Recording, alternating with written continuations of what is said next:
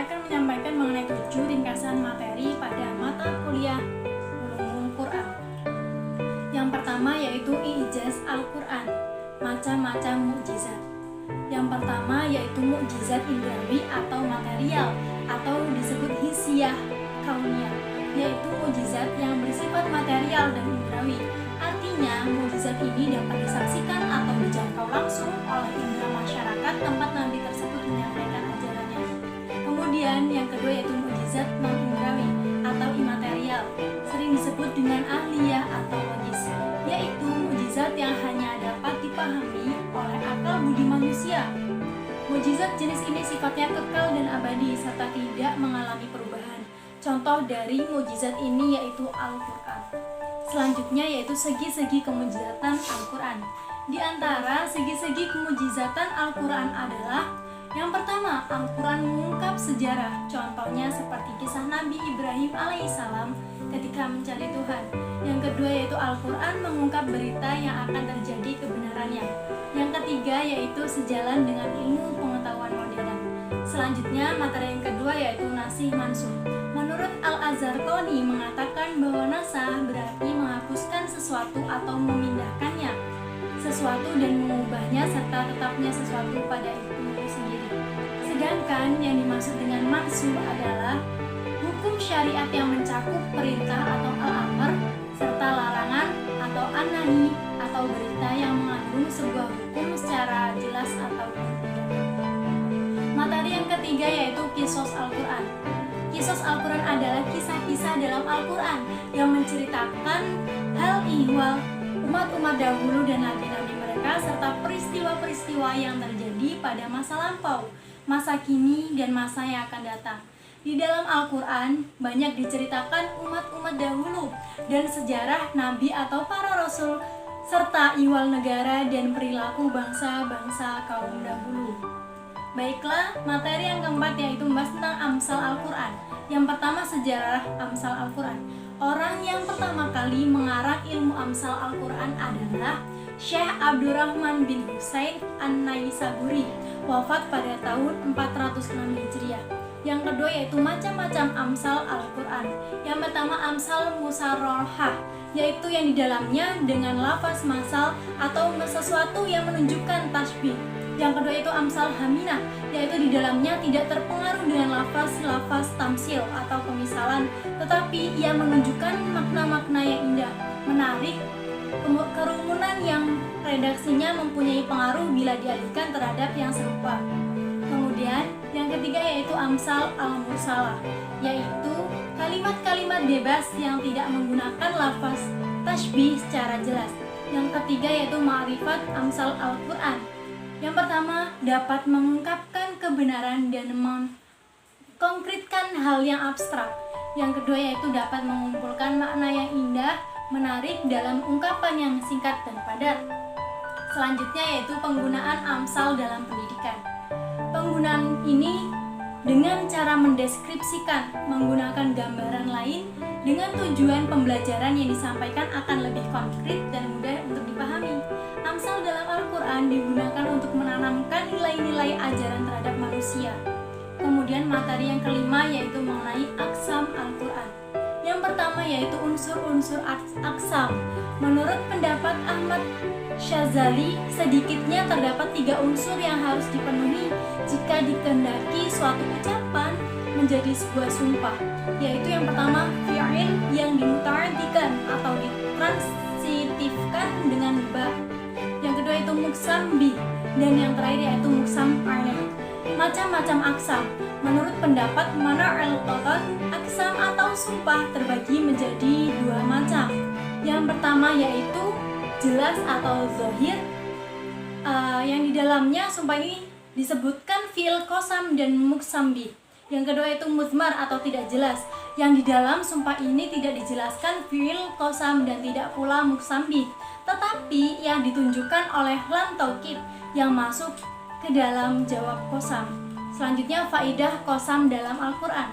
Sumpah atau qasam dalam ucapan sehari-hari merupakan salah satu cara untuk menguatkan pembicaraan yang diselingi dengan pembuktian, untuk mendorong lawan bicara agar bisa menerima atau mempercayainya. Kemudian selanjutnya materi yang keenam yaitu mengenai jadal Al-Quran. Yang pertama, pengertian jadal Al-Quran. Jadal atau jidal adalah bertukar pikiran dengan cara bersaing dan berlomba untuk saling mengalahkan lawan. Pembagian dan macam-macam jadal. Yang pertama, jadal langsung adalah jadal yang dilakukan oleh Al-Quran sendiri, seperti tanggapan Al-Quran terhadap Nabi Muhammad SAW yang telah mengharamkan apa yang sebenarnya dihalalkan oleh Allah SWT. Bantahan Al-Quran tersebut langsung oleh Al-Quran dengan menegur Muhammad SAW agar jangan melakukan hal seperti itu lagi. Oleh karena itulah jadal Al-Quran ini disebut dengan jadal langsung. Kemudian yang kedua itu jadal tidak langsung. Jadal tidak langsung ini adalah jadal Al-Quran yang menggunakan subjek-subjek tertentu dalam melakukan tanggapan atau sanggahan terhadap pihak-pihak yang berbeda pendapatnya dengan apa yang diajarkan oleh Al-Quran. Seperti perselisihan antara Ibrahim alaihissalam dengan penguasa di masa itu, yaitu Raja Namrud, tentang Tuhan. Selanjutnya yaitu metode jadal Al-Quran. Yang pertama, mengambil dalil dengan mabda atau asal mula kejadian untuk menetapkan ma'ad atau hari kebangkitan. Yang kedua yaitu membatalkan pendapat lawan dengan membuktikan kebenaran kebalikannya seperti bantahan terhadap pendirian orang Yahudi.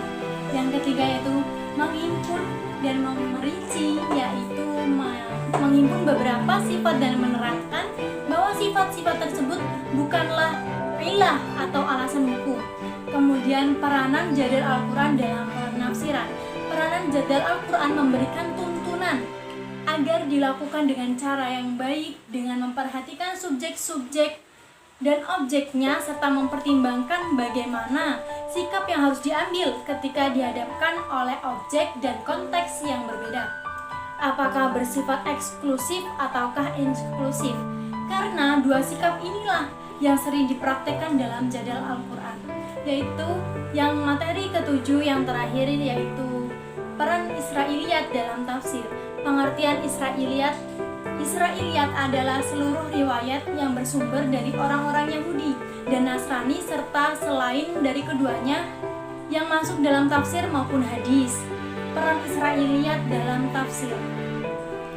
Israiliyat dalam tafsir Al-Quran. Kaum Yahudi dikenal sebagai kaum yang mempunyai peradaban tinggi dibanding dengan bangsa Arab pada waktu itu jauh sebelum Islam datang. Mereka memiliki pengetahuan keagamaan berupa cerita-cerita keagamaan dari kitab suci mereka. Pada waktu itu, mereka hidup dalam keadaan tertindas. Banyak di antara mereka yang lari dan pindah ke Jazirah Arab kurang lebih pada tahun 70 Masehi. Nah, pada masa itulah diperkirakan terjadinya perkembangan besar-besaran kisah-kisah Israiliyat. Dengan kata lain, adanya kisah Israiliyat merupakan konsekuensi logis dari proses akulturasi budaya dan ilmu pengetahuan antara bangsa Arab jahiliyah dan kaum Yahudi serta Nasrani. Pada saat Rasulullah SAW masih hidup, kisah Israiliyat tidak banyak berkembang dalam penafsiran Al-Quran, sebab Nabi Muhammadlah satu-satunya penjelas atau mubayyin berbagai masalah yang berkaitan dengan Al-Quran. Pandangan ulama terhadap Israiliyat. Nah, beberapa pendapat ulama mengenai Israiliyat ini diantaranya yaitu yang pertama, Sayyid Ahmad Khalil menyatakan bahwa Israiliyat adalah riwayat-riwayat yang berasal dari ahli kitab, baik yang berhubungan dengan agama mereka ataupun yang tidak ada hubungannya sama sekali. Penisbatan riwayat Israiliyat kepada orang-orang Yahudi. Nah, di sini karena pada umumnya para perawinya berasal dari kalangan mereka yang sudah masuk Islam. Kemudian selanjutnya yaitu menurut Asy-Syarbasi, Israiliyat adalah kisah-kisah dan berita-berita yang berhasil diselundupkan oleh orang-orang Yahudi ke dalam agama Islam. Kisah-kisah dan kebohongan mereka kemudian diserap oleh umat Islam, sehingga dari Yahudi mereka pun menyerapnya dari yang lainnya. Dan yang ketiga yaitu menurut Abu Syuhbah, Israiliyat adalah pengetahuan yang berasal dari Yahudi dan Nasrani yang terdapat dalam kitab Injil. Penjelasan-penjelasan Injil, kisah-kisah para nabi, dan yang lainnya. Selanjutnya yaitu tokoh-tokoh Israiliyat. Cerita Israiliyat pada masa tabi'in ini banyak bersumber dari Wahab ibni Munabbih, seorang Yahudi dari Yaman yang masuk agama Islam, Muhammad ibnu Sa'id al-Kalbi, Muqatil ibni Sulaiman, Muhammad bin Marwan al-Suddi, dan Abdul Malik bin Abdul Aziz ibnu Jurayj, seorang Nasrani berbangsa Romawi yang masuk Islam. Selanjutnya yaitu contoh-contoh Israiliyat dalam Al-Quran. Yang pertama yaitu kisah seorang pria yang melewati sebuah negeri. Yang kedua, kisah seorang yang terputus dari ayat-ayat Al-Quran atau ayat-ayat Allah. Yang ketiga yaitu kisah penduduk sebuah kota. Yang keempat, kisah Luqman. Yang kelima, kisah keberhasilan syaitan dalam menyesatkan anak Adam. Baiklah, sekian 7 materi ringkasan setelah pembahasan sampai pada UTS. Mata kuliah Ulumul Quran yang dapat saya berikan, yang dapat saya sampaikan, banyak sekali kurang dan salahnya. Saya mohon maaf yang sebesar-besarnya, dan kepada Allah saya mohon ampun. Saya akhiri, wallahul muwaffiq ila aqwamit thoriq. Wassalamualaikum warahmatullahi wabarakatuh.